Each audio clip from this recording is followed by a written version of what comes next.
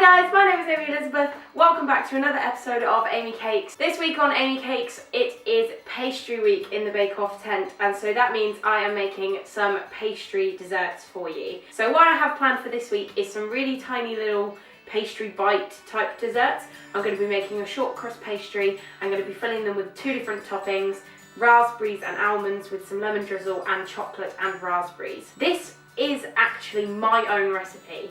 I haven't tried it yet, so it could go horribly wrong. But I sort of took inspiration from some different recipes I found on the web, but I couldn't really find anything that I felt I really wanted to try.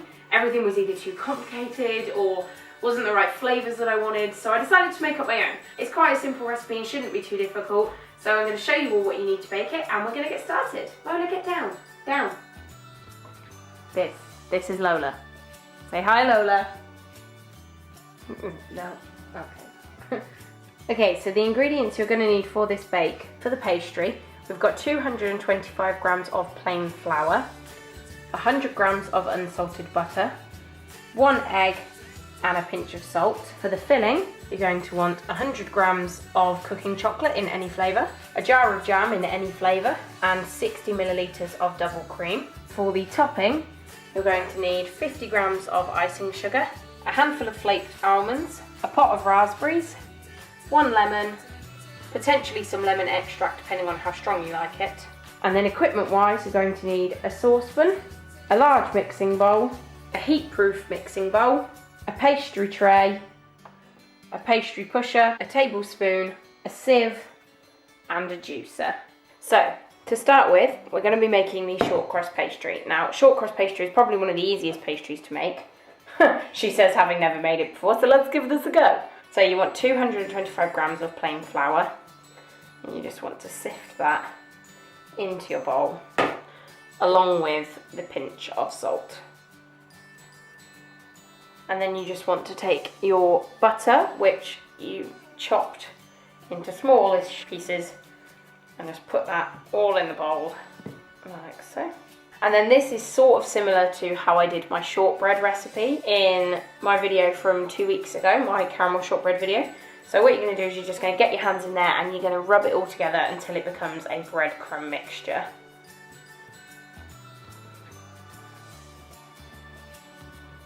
Okay, just checking that that's all breadcrumby. I think that's the sort of consistency you want to get that to.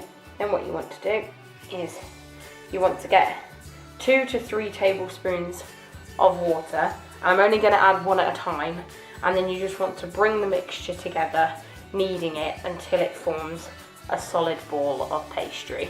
Start by adding 1 tablespoon of water in like that, and then 2. Give that a mix, just to get it in there, and then get your hands back in and just start squishing it all together.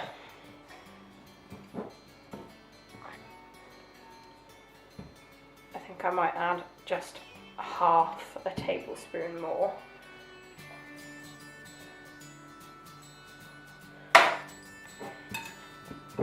Okay, so 2.5 tablespoons of water was fine for mine.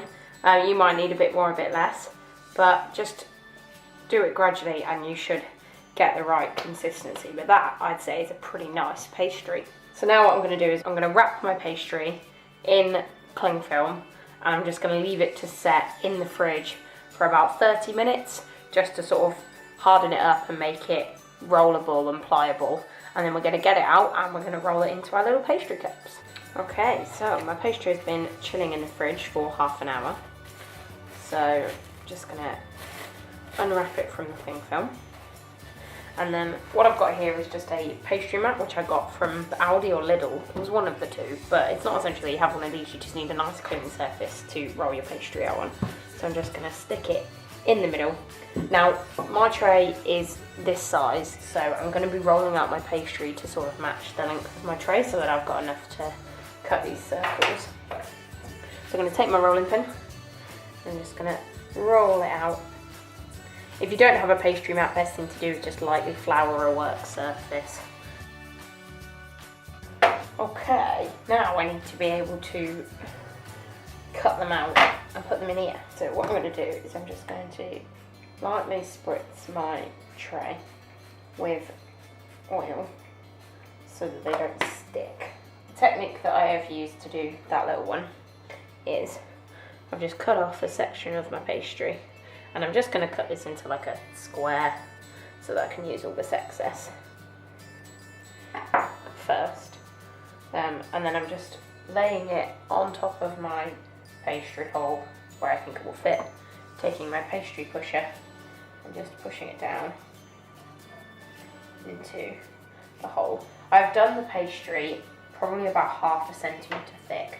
I'm concerned it's going to be a bit thick, but I think I'm just going to have to leave it like that because I can't really thin it out much more without it all falling apart. So, and then we're just going to cut around the edge and then put the excess just in a little pile over there in the corner that we can re-roll out in a minute.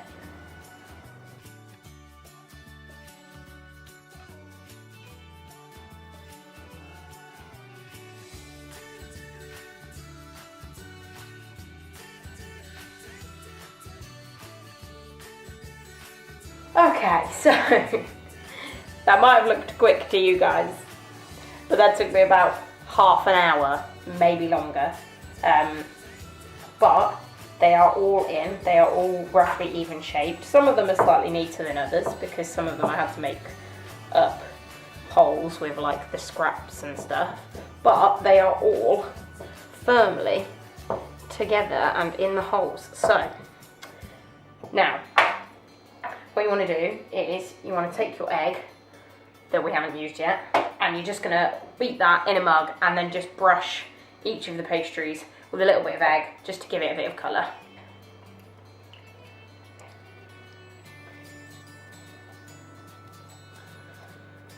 Okay, right, that is all our pastries brushed with egg. So we're going to get these in the oven. Now I'm not sure precisely how long you want to bake these for, because they're quite small and quite thin. We're going to try 5 and then see how they are, and then if they need a little bit longer, a little bit longer. So I'm going to get these in the oven and see how they go. So to make our ganache, we're going to be using a double boiler technique. So a double boiler technique, you want a heat-proof bowl, you want to put your 100 grams of baking chocolate in the heat-proof bowl, and you also want to take your 60 millilitres of double cream, and you want to put a pan of 1/4 full of water on the hob and just wait for it to start simmering before you put the bowl on top. Okay, so my water is simmering, so I'm just going to put my bowl on top and make sure that the bowl isn't touching the water, and then we're just going to pour the cream in. Oh, that's my pastries, and then we're just going to give this a stir until it all melts together into a ganache. I've just given my pastries another 4 minutes because they don't quite look done with the 6 minutes I gave them originally, so there we go. I think that's all the chocolate melted, so we're just going to take that straight off the heat. So now we're just going to put our chocolate over to one side to cool while our pastries finish off. Okay, so I have got my little pastries out of the oven. They're all really nicely baked. In the end, I gave them 11 minutes. So what I'm going to do is I'm going to get them out of the tray and get them on a cooling rack so that we can start decorating them.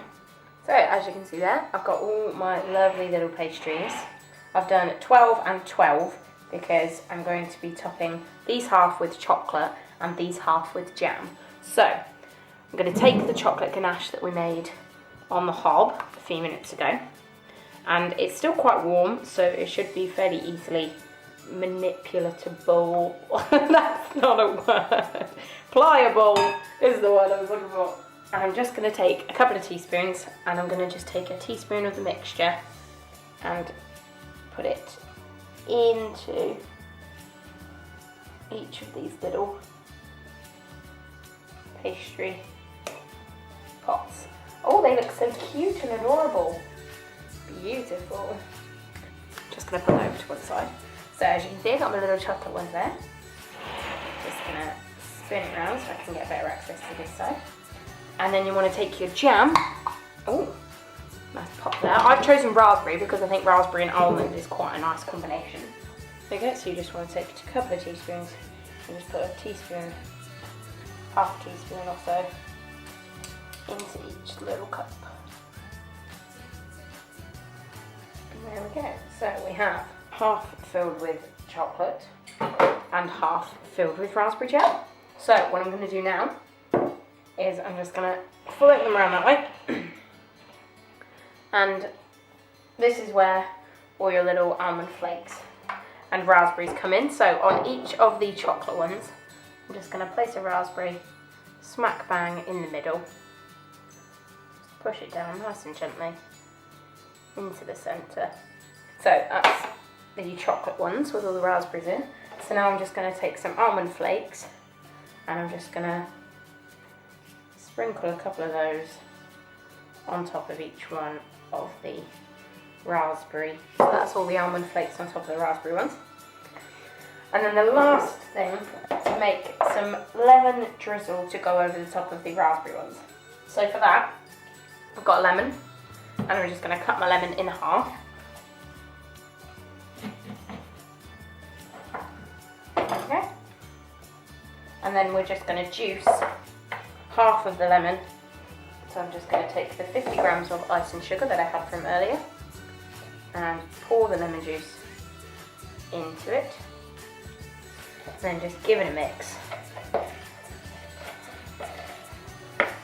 Just going to take the tiniest bit of lemon extract. Literally put like a drop in. I'm just going to drizzle it over the top of my almond ones. And just tiny little splodges like that. Just get like the tiniest bit on the spoon and just let it drip off. And there we go. To top it off, I'm just going to sprinkle the smallest bit of icing sugar over the top of my chocolate ones. Look at those super adorable, super tiny pastry bites. They look so beautiful. There we are then, guys. That is my recipe for little shortcrust pastry bites. I really hope you enjoyed watching this video and try these yourself at home. They look absolutely delicious and I'm sure they're going to taste absolutely delicious. Like I said, you can fill them with whatever filling you fancy. Doesn't have to be chocolate and raspberry or raspberry and almond. It can be literally anything. Share, like, subscribe to my channel if you enjoyed watching this video because I've got more where this came from. Sorry, I didn't ask you for help. I'm not very good at this whole outro intro thing. So that is it for this week. Thank you guys for watching and I will see you all in my next video. Bye!